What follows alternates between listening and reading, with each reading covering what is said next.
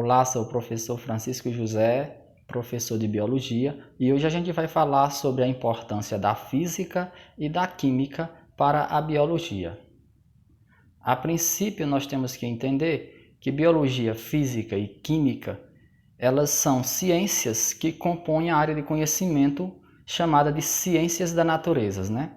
Então a gente precisa, a princípio aqui, para poder saber a inter-relação entre os conteúdos de cada disciplina, a gente precisa, a princípio, entender os conhecimentos, o que significa na vida social cada um destes componentes. Então nós temos aqui a biologia. A biologia é entendida como a ciência que estuda a vida e todos os processos biológicos interrelacionados, né? E temos também a física. A física, ela vai estudar os fenômenos naturais, baseando-se em teorias e por meio da observação e experimentação, né? Temos a química, outro componente que vai estudar aí a estrutura das substâncias, a composição e as propriedades das diferentes matérias, suas transformações e variações de energia. Então, essas três disciplinas, esses três componentes curriculares, eles estão intimamente relacionados, compondo aí a área de ciências da natureza e suas tecnologias. Aí nós veremos aqui a importância de cada um desses dois componentes, biologia, ou seja, química e física, para a biologia, né? Qual a importância da física e da química para a biologia?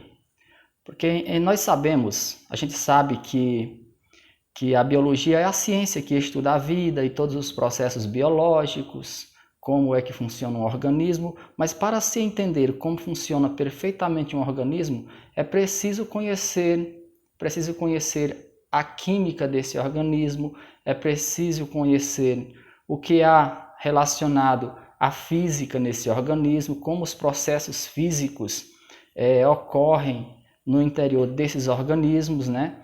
E nós precisamos entender isso. Então, para saber a importância da física e da química para a biologia, é necessário entender que os componentes biologia, física e química são correlacionados tanto na teoria como na prática. Não há como se ter um bom conhecimento científico sem compreender o elo de ligação existente entre os processos físico-químicos e biológicos, né? São três componentes intimamente relacionados.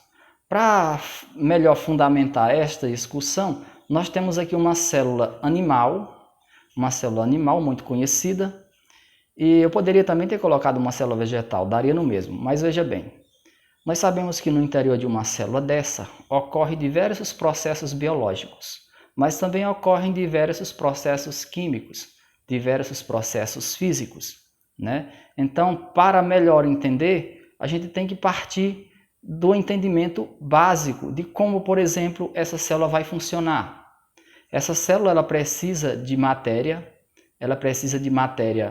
para sobreviver, ela precisa se alimentar, né? Então, ela precisa de água, precisa de componentes, né? De outros componentes, precisa de energia. E como é que esses materiais entram nessas células, né? Então, há dois processos conhecidos como o transporte passivo de substâncias e o transporte ativo. Então, nós conhecemos aí, por exemplo, a osmose, que é um transporte passivo, onde a célula não gasta energia. É um processo físico em que a água passa para o interior da célula e também sai dela e altera a composição química da própria célula, né? Porque a água em si ela é composta por dois elementos químicos, tem química envolvida, né?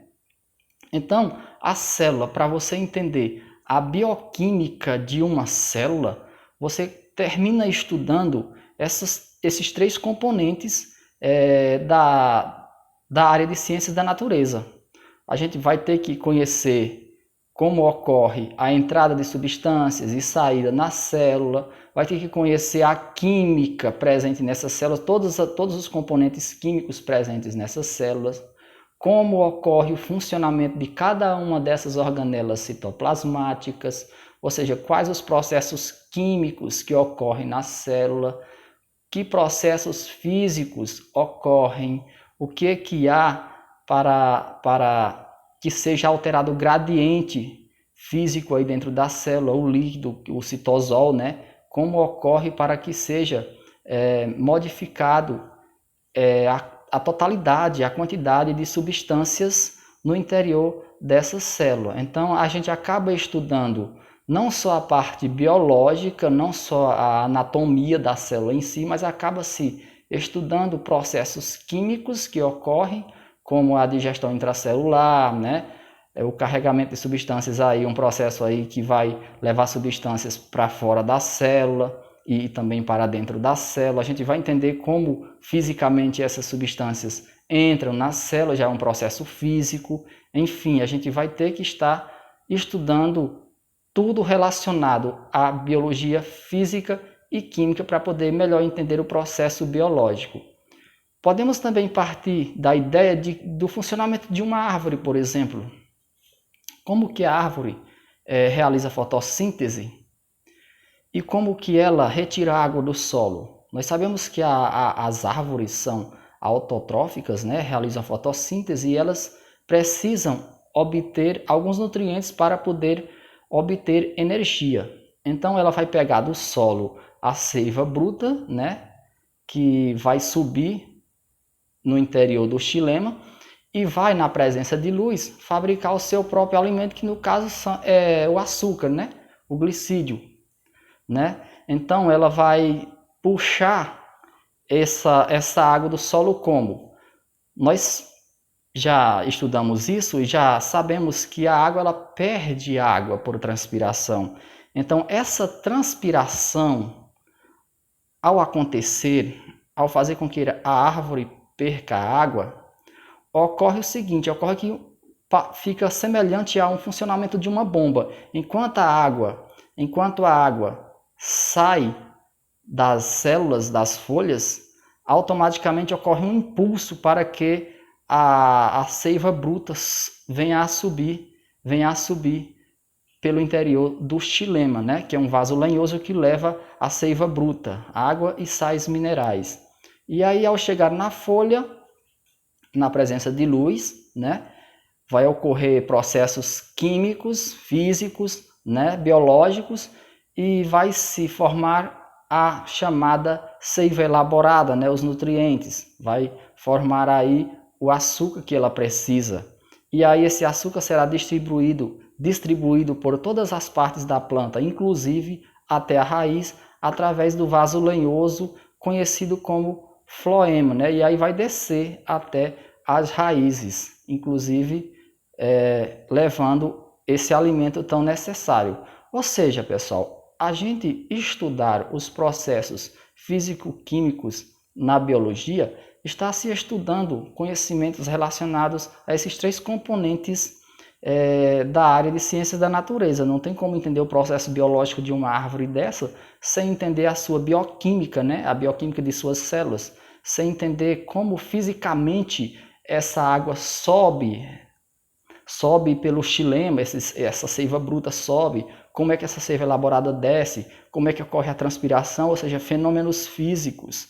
E aí a gente vê que com isso a árvore obtém o seu alimento químico, a sua bioquímica fica realmente composta, porque ela vai receber esses nutrientes e aí ela vai conseguir sobreviver e liberar cada vez mais oxigênio na atmosfera. Enfim, essa é só uma microaula para entendermos essa inter-relação entre física, química e biologia, que é muito grande e a gente sabe disso, né?